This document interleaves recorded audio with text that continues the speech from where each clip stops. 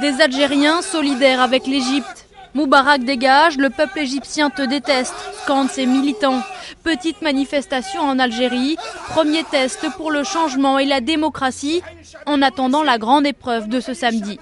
Ah bah les dictateurs! Ah bah les dictateurs! Ah bah les dictateurs! Parmi eux, Tahar, chômeur de Ourgla, à 800 km au sud d'Alger, et Yassine, syndicaliste militant.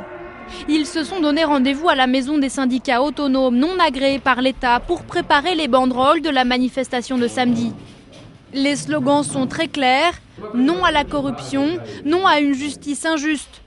Tahar est chômeur depuis 6 ans, il vit à côté de la zone pétrolifère de Hassim et Saoud et il ne trouve pas de travail. Le chômeur, sa journée, c'est le café puis la maison. Il tient le mur. Il n'y a pas d'endroit, il n'y a pas de justice sociale au sud. Si on ne récupère pas nos droits, on ne reviendra pas en arrière. On crèvera. On nous menace de la prison, mais on est déjà dans une prison à ciel ouvert.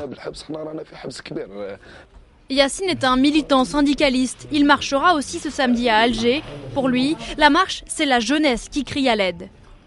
Des gens qui se jettent à la mer et maintenant ils sont en train de s'immoler. Donc à ce point-là, c'est ce qui est vraiment, il y a un problème.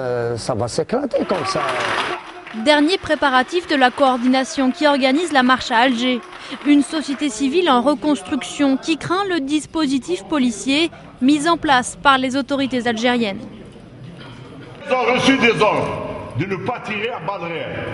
Ils vont nous phagocyter. Alors il faut faire une manœuvre de diversion pour que nous, on les phagocyte. 30 000 policiers seront mobilisés dans la capitale algérienne ce samedi pour contrecarrer la marche non autorisée par les autorités. Matraque en renfort. Reste à savoir si les Algériens seront au rendez-vous.